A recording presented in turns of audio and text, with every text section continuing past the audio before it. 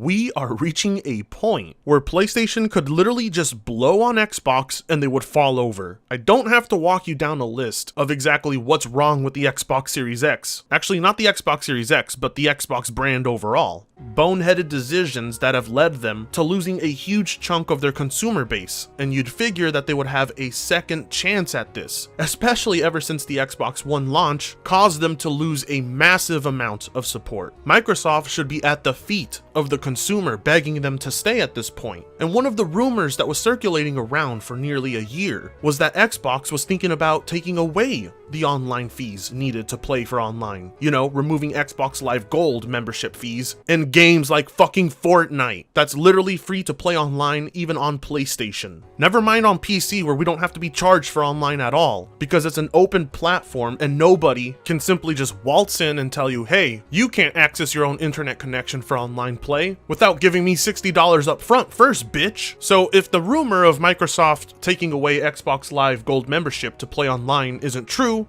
then what is true? What is true is that they decided instead to double, and listen to me carefully when I say this, double, not price hike, double the price of Xbox Live Gold. He's kinda gay. It's not gay, come on. He's kinda gay. You're kidding, Fred. They wouldn't charge us $120 to play online for a year. Who the hell would do that? Microsoft.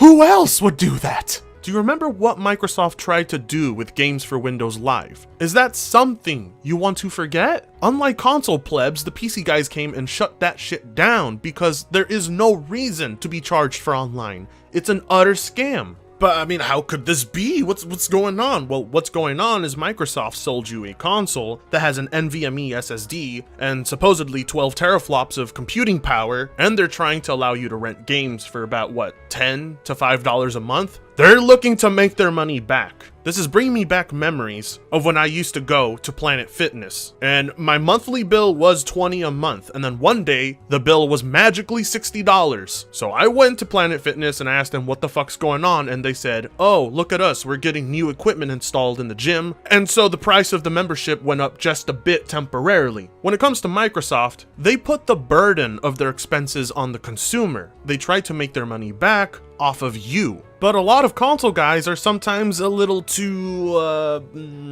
how can I put it? A little too, slow when it comes to understanding how they're being ripped off. You've already paid for the system, you've already paid the increased price on video games, you already pay for an internet connection, why the fuck should you be charged for any more than that? Oh, but the online fee goes to maintaining the quality of the service and the servers. Bullshit, it does. On the PC, the fee for online play is non-existent, and the quality of the service is top-notch. If you paid for a video game, there should be no additional fees to access features of that game that are already on the disc you paid for. The fact people cannot see through this and try to justify paying for that service by saying they get free games is also utter bullshit. Would you be able to get those games without paying for the service? No. So they're not free by definition, nor are they practically free. Sony will throw out what they feel they can no longer make full price on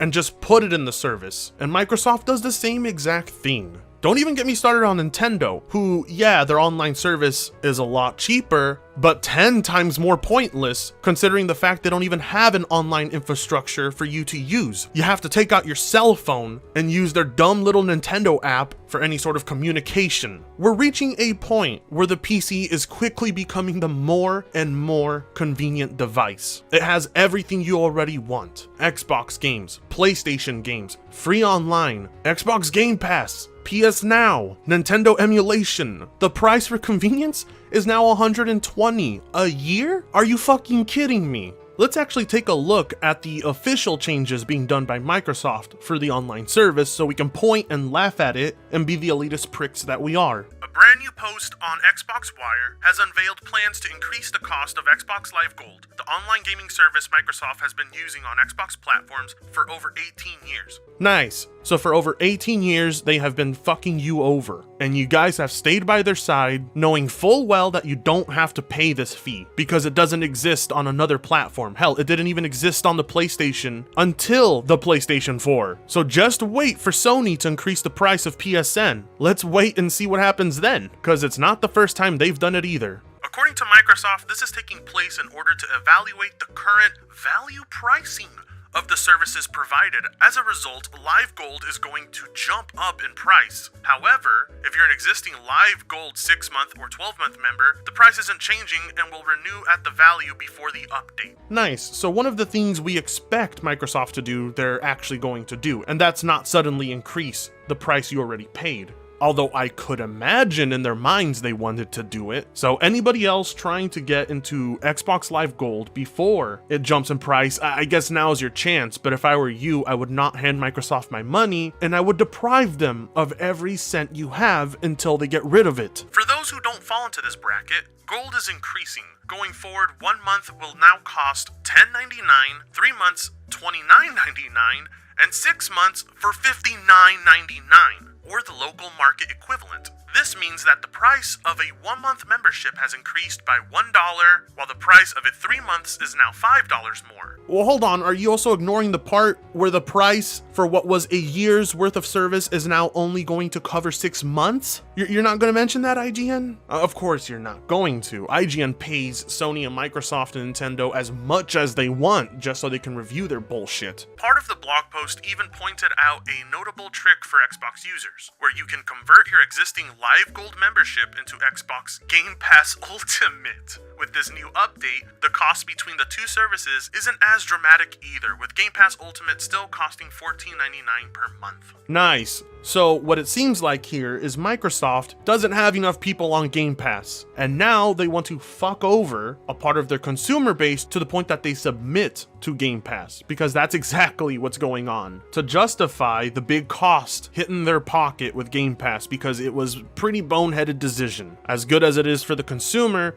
it's not exactly the business choice I would have made. Are there people out there defending this? Hell, I logged onto Twitter. I didn't log onto Twitter. A second half of me, my conscious being, somehow got on Twitter. Yeah, by the way, you should follow that Twitter. So I went onto Twitter to see, and hell, even Colt Eastwood is not happy about this. Double the price, no excuses, no justification. Xbox Game Pass Ultimate is now essentially cheaper, and 10 times the value as regular Xbox Live Gold. Walk this one back, please. You know, I'm proud of you, Colt. I'm proud of you. Can we all give Colt Eastwood a round of applause? Could we? Hip hip!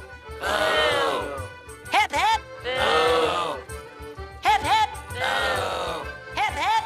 Boo! You stink! Good for him. Except that back in August of last year, even he was responsible for spreading the rumor of Xbox Live going free. I mean, look at this tweet. Xbox Live, free.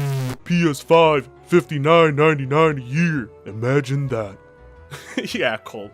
Imagine that indeed. Does anything you tweet or any video you put up ever age well at all? Also, do you mean PSN? Because if the PS5 was $60 a year, then I think a lot of people would have gone and gotten one by now. It's clear the Xbox community isn't happy about this either, because what's clearly happening is Microsoft wants to extort their consumer base into joining Xbox Ultimate, Game Pass, or whatever. They have so many fucking dumb names for these things, I've already lost track. They want them there because the cost is really hitting them hard. The Xbox brand is one that Microsoft has been trying to justify the existence of for, 18 plus years now? Look, Microsoft, if people wanted Game Pass, they would be subscribing to it up the ass. But clearly what's offered there isn't enough to have driven people to go over there. Whatever happened to consumer choice? Now people have to have 2 services, one of which they probably don't even want. I don't know what to tell you, Microsoft. You came out the gate with nothing to show at launch. Most of what you have is on the PC and the superior version with free online. Do you hate your console user base? What exactly